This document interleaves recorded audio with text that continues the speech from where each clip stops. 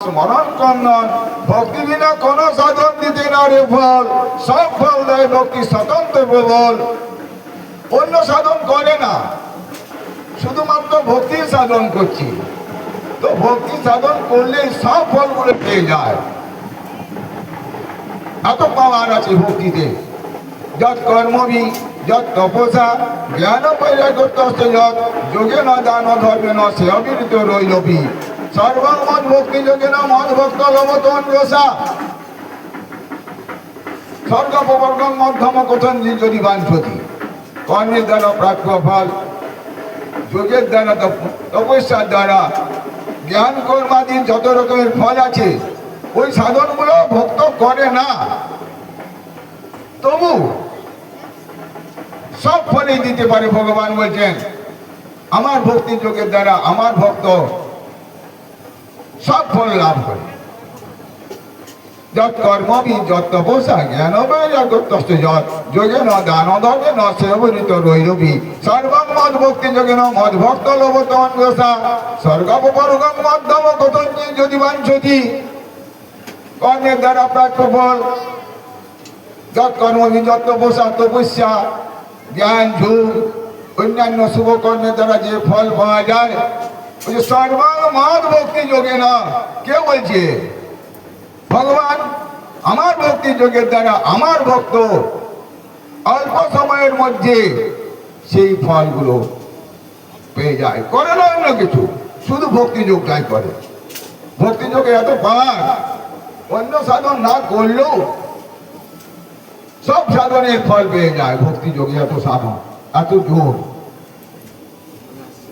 এই জন্য আমরা শুনেছি উদ্ধবকে, উদ্ধব মহারাজকে ভগবান বললেন, দেখো উদ্ধব, আমি কিসে বশীভূত হই? বললেন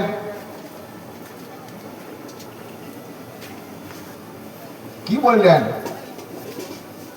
ন সাধয়তি মাং যোগ ন সাংখ্যং ধর্ম উদ্ধব ন সাধ্যাস্ত পুস্তাগ যথা ভক্তি মম অর্জিতা। হে উদ্ধব, আমি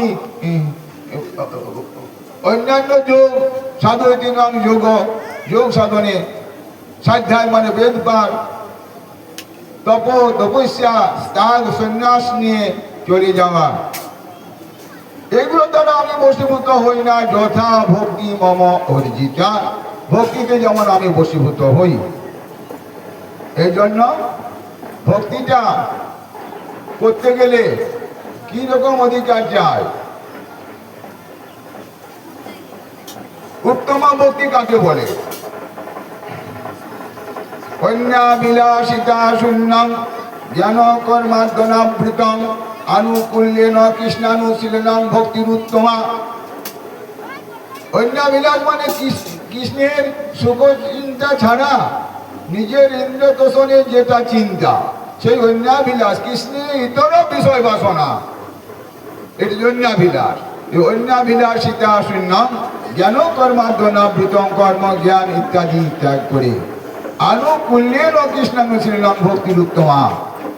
অধিকারী বৈষ্ণবের আনুগত্য থেকে যে কৃষ্ণের অনুশীলন নববিধা ভক্তি, সেটা যারা যাজন করেন, সেইটাকে বলা হচ্ছে এই ভক্তির উত্তমা।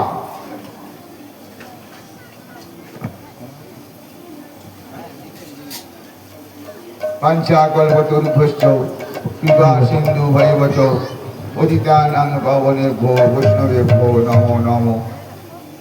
নাচে গৌরাঙ্গ